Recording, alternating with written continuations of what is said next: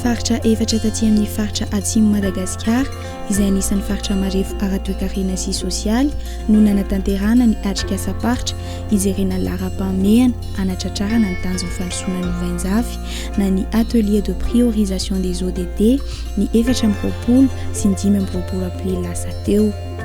Ny faritra Antsimo Andrefana, Menabe, Androy ary ny faritra Nosy izany. Raha tsy haivina ny ODD na ny tanjon'ny fandrosoana Louvain-Jafy dia diary fampandrosoana eran-tany toy an'ilay tanjon'ny Taonarivo amin'ny fampandrosoana na OMD. Mba hitohy ny ezaka tsy hisy intsony ny olona ho anjorom-bala dia mifanaraka ny firenena rehetra na firenena mandroso na firenena andalam-pandrosoana hiasa sy hiara-hiasa hanafoana ny fahantrana andresin'ny tsy fitoviana sy ny tsirarina hamany olana mikasika ny fiovan'ny toetrandro. Tanjona 17 no napetraka anatratrarana izany.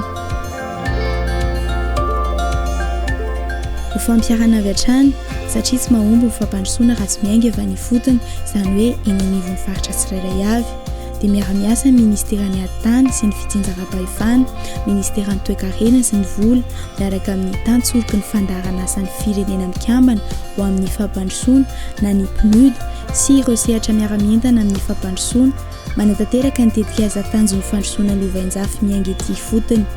Natomboka amin'ny fijerena laharam-pahamehana anatanterahana ny tanjon'ny fandrosoana Louvain-Jafy izany.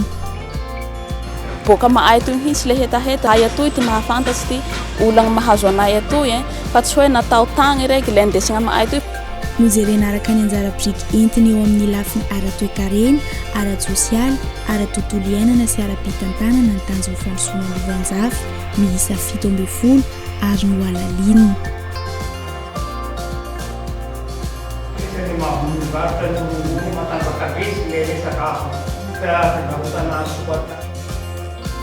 Reto hitantsika reto zany misy solitena avy any amin'ny commune, misy solitena avy amin'ny fitantanana ny faritra, misy solitena avy any amin'ny ministeran'ny fampianarana, ministeran'ny fahasalamana satria mandinika ny atao hoe social amin'ireo tanjona fampandrosoana Louvain-Jafy ireo.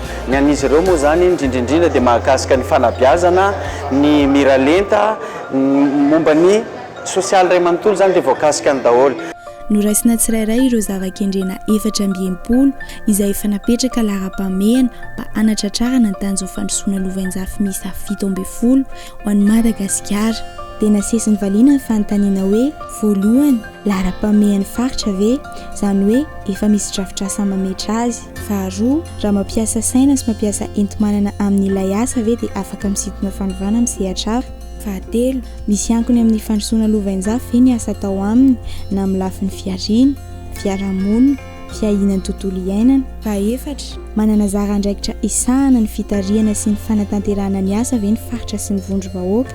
Fahadimy, manana enti-manana sy angofo azo ampiasaina anatanterahana ny asa ve ny faritra sy ny vondrom-bahoaka. Fahaenina, asa ilaina maika mba hitondra fanovana ve ary tena zava-dehibe ho an'ny faritra ny fanatanterahana azy. Fahafito, efa manana antotanisa na marindrefy ny faritra ahafahana manara-maso ny fivoaran'ny asa atao. Ary ny fahavalo, ny antotanisa na marindrefy na tondro misy ve ahafahana mahita ny zavatra iainan'ny sokajy lehilahy, ny sokajy vehivavy, ny sokajy tanora, ny saparitra sy ny fivoarana. Miainga avy amin'ny valon'ireo no ahitana ny laharam-pahamehana sy ny asa ilaina tohana isam-paritra ny fanatanterahana azy. Nisongadina tanatin'ny ady-hevitra sy ny fifanankalozan-kevitra isam-paritra ireo sehatra mila asa haingana araka ny mahasamihafa ny zava-misy iaina am-poniny. Rehefa nipetraka le olana sy zavatra tsy mety dia nisy ady-hevitra nafampana tao anatiny. Dia tsoakevitry karazana hoe vahaolana hamahana ireo olana fampianarana aty amin'ny faritra misy anay. Dia iny tsoakevitra iny zany mbola hadihadina indray dia hatambatra anankiray dia mivoaka tanjona anankiray. Voasivana araka izany ireo laharam-pahamehana tanjon'ny fandrosoana Louvain-Jafy ho an'ny faritra. Teo amin'ny lafiny sosialy zany dia ny fahasalamana anisany hoe voakasika be sy ny fampianarana, fahafatesany reny, ny fahafatesany zaza, ny tsy fampitsakafo, ny ady amin'ny tazo, ny ady amin'ny arety mifindra rehetrarehetra, eo koa ilay antsoina hoe maladie négligée. Laharam-pahamehana tao izay tsy tafiditra ihany koa tao anatin'le resaka ODD dia le resaka état civil be deaibe loatra ny ankizy tsy manana copie kanefa raha te hianatra nefa dia tsy maintsy manana copie tahaka izay koa ny resaka karapanondro zavatra zay tokony ilaina raha te hampandroso ny lafiny fanabiaza. Faharoa ny fahasalamana ty aminay dia mbola vitsy dia vitsy ny tahan'ny tompo fahasalamana zay mipetraka ato anatin'ny région androy dikan'izay zany a tokony ampitomboina ihany koa io a satria ny aty vokatry ny tsisonjarin-tsakafo dia be deaibe ny aretina zay mahazo ny ankizy sy ny vehivavy bevoka zay ny tena marefy aty za ny ady amin'ny fahantrana izay miady amin'ny hanoanana na ny tere ka raha io zany mitanteraka amin'ny andraikitra ray sy ny mpitondra sy ny tokony andraikitra isa tsokazy dia mino aho fa afaka amin'izany fahantrana zany zany na ny hanoanana sy ny tere zany vahoaka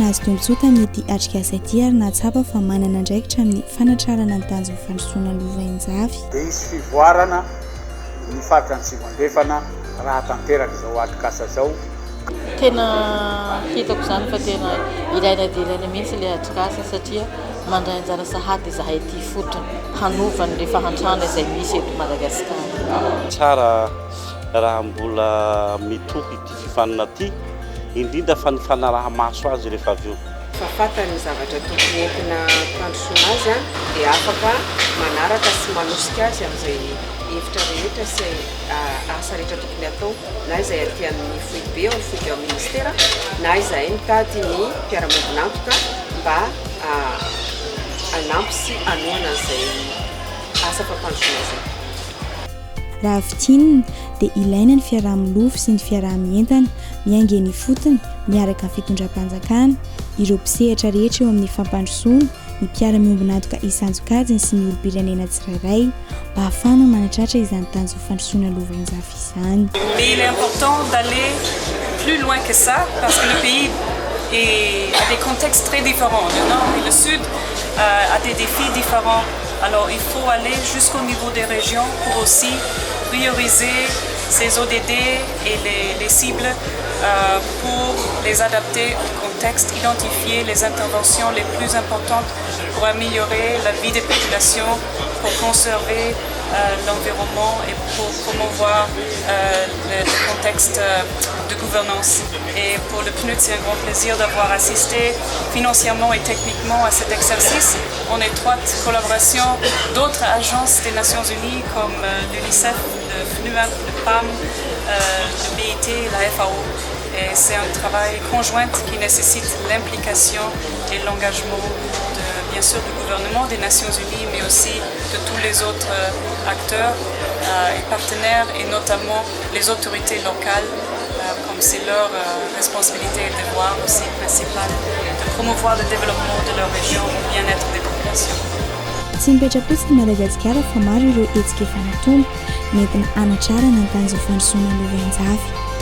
Mila fifanomezan-tanana avy antsika tsirairay avy anefa izany.